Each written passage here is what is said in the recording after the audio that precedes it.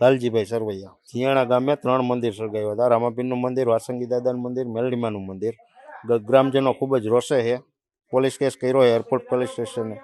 Police કાર્યવાહી કરે છે એની. સવારે ગામજનો મંદિરે આવ્યા ત્યારે સળગેલ હાલતમાં મંદિર જોવા મળ્યું. ટાયરોથી અને લાકડાથી મંદિર સળગાવેલું. વાસંગી દાદાનું મંદિર, રામાપીરનું મંદિર ને મેલડીમાનું મંદિર. બસ આ કડક આરોપીને સજા કરે અને આરોપીને પકડે જલ્દી, એ ગ્રામજનોની માંગે.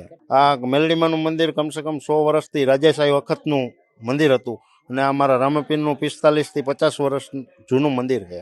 દિલીપભાઈ કાનજીભાઈ સરવૈયા. જીયાણા ગામમાં ઘટના બની. રામાપીરનું મંદિર સળગાવેલ છે અથવા બે મેલડીમાનું સળગાવેલ છે, બંગલાવાળી કહેવાય છે, અને એક વાસંગી દાદાનું મંદિર સળગાવેલ છે. પણ અહીંયા ટાયર મૂર્તિમાંથી પહેરાવીને પછી સળગાવ્યું અને મેલડીમાં લાકડા ભરી અને પછી સળગાવ્યું. દિવેલ ને બધું તે બધું સળગાવી દીધું છે. હવે અવારા તત્વો હવે એ કાંઈ ખ્યાલ નથી કોને સળગાવવામાં આવ્યું છે. 45-50 વર્ષના આડેગાળા મંદિર છે. મેલડીમાંનું તો જાજુ સમય છે. હવે એ કાંઈ કહી ન શકાય હવે કોને સળગાવ્યું છે, એ કાંઈ ખ્યાલ નથી.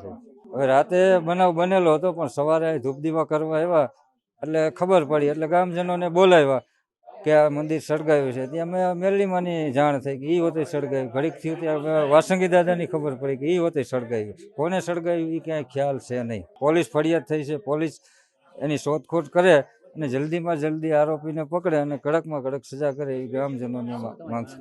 એરપોર્ટ પોલીસ સ્ટેશનનું જીયાણા ગામ છે. જીયાણા ગામની અંદર તારીખ 13/5/24 રાત્રિના 1:00 થી 14/5/24 કલાક 9:00 સુધીમાં પાદરે આવેલ રામદેવપીર મહારાજનું મંદિર છે. તે મંદિરમાં રામાપીર મહારાજની મૂર્તિને ટાયર વડે સળગાવેલી છે તથા એની બીજી બાજુમાં બંગલાવાળી મેલડી માતાનું મંદિર છે. જે મેલડી માતાના મંદિરના પણ જે માતાજીની મૂર્તિ હતી એને લાકડાઓથી સળગાવી અને લાગણી દુભાય એવું કૃત્ય કરવામાં આવેલું છે તેવી હકીકત બહાર આવી છે. અને બીજા એક વાસિંગ દાદાનું મંદિર હતું, ત્યાં પણ તાળું મારેલું હતું, જેના કારણે તાળું ખોલાયું નથી, પણ બહાર એને ગાભા સળગાવી આમ 3 મંદિરો ઉપર આવી રીતના સળગાવી અને લાગણી દુભાઈ એવા કૃત્ય કરવાનું એક ફરિયાદ દાખલ કરવામાં આવી હતી. જે ફરિયાદ એ જ ગામના કાનજીભાઈ સવસીભાઈ મેઘાણી, જેઓ તાલુકા સદસ્ય છે, તેઓએ આ ફરિયાદ પોલીસ સ્ટેશનમાં દાખલ કરાવેલી. આ ફરિયાદ દાખલ કર્યા પછી એરપોર્ટ પોલીસ સ્ટેશન દ્વારા સઘન તપાસ કરતા આ કામે એક ભાડ મળતા આરોપીની ધરપકડ હાલ કરવામાં આવેલી છે, જેનું નામ અરવિંદ મગનભાઈ સરવૈયા જાતે કોડી, તેની આ ધરપકડ કરવામાં આવી છે. એને જોતા જે અરવિંદભાઈ હાલની એની માનસિક સ્થિતિ થોડી એવી હોય તેવું જણાઈ આવે છે અને જેઓ આરોપી તરીકે જે છે ભૂતપૂર્વ સરપંચ પણ રહી ચૂકેલા છે.